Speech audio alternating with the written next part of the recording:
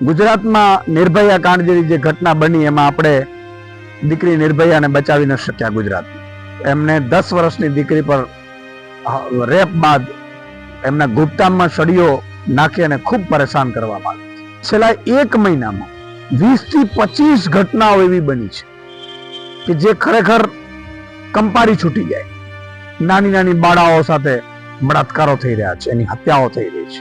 શું આવતીકાલે મુખ્યમંત્રી ધરણા ઉપર બેસશે ગુજરાતની નિર્ભયા માટે?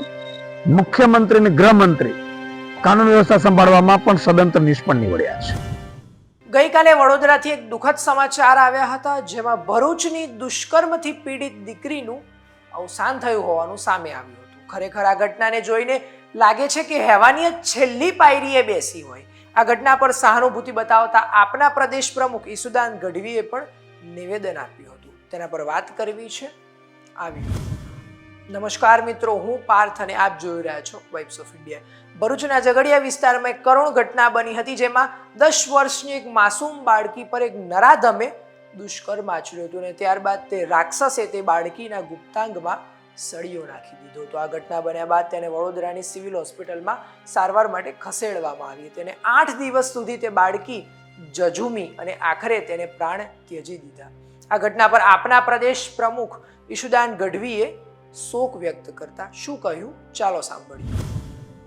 ગુજરાતમાં નિર્ભયા કાંડ જેવી જે ઘટના બની એમાં આપણે દીકરી નિર્ભયાને બચાવી ન શક્યા. ગુજરાત એમને 10 વર્ષની દીકરી પર રેપ બાદ એમના ગુપ્તામાં સળીઓ નાખી અને ખૂબ પરેશાન કરવામાં આવી. આટલી વિકૃતિ સાથે એ આજે દુઃખદ ઘટના બની છે. ભગવાન એમના આત્માને શાંતિ આપે. પણ છેલ્લા 1 મહિનામાં 20 થી 25 ઘટનાઓ એવી બની છે કે જે ખરેખર કંપારી છૂટી જાય. નાની નાની બાળાઓ સાથે બળાત્કારો થઈ રહ્યા છે, એની હત્યાઓ થઈ રહી છે. તમે કલકત્તામાં જ્યારે ઘટના બની ત્યારે મુખ્યમંત્રી ધરણા ઉપર બેઠા હતા. શું આવતીકાલે મુખ્યમંત્રી ધરણા ઉપર બેસશે ગુજરાતની નિર્ભયા માટે? આપણે વાતો બહુ મોટી મોટી કરીએ છીએ, પરંતુ ગુજરાતમાં કાનૂન વ્યવસ્થા સદંતર નિષ્ફળ છે. મુખ્યમંત્રી અને ગૃહમંત્રી કાનૂન વ્યવસ્થા સંભાળવામાં પણ સદંતર નિષ્ફળ નીવડ્યા છે. આજે ખૂબ દુઃખ સાથે કહેવું પડે છે કે કયા શબ્દોમાં આપણે શ્રદ્ધાંજલિ પાઠવીએ. સવારે 1 થી 5 વાગ્યા સુધીમાં તમામ જિલ્લાઓમાં આમ આદમી પાર્ટી ગુજરાતની નિર્ભયાની આત્માને શાંતિ મળે એ માટે શ્રદ્ધાંજલિનો કાર્યક્રમ, કેન્ડલ માર્ચનો કાર્યક્રમ કરી રહી છે.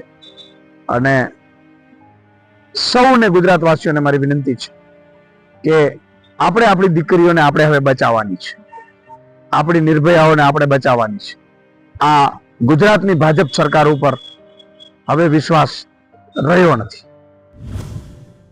આ કરુણ ઘટનાને લઈને તમારું શું કહેવું છે અમને કોમેન્ટ કરી જરૂરથી જણાવશો અને આવી અવનવી અપડેટ્સ માટે જોતા રહો વાઇબ્સ ઓફ ઇન્ડિયા.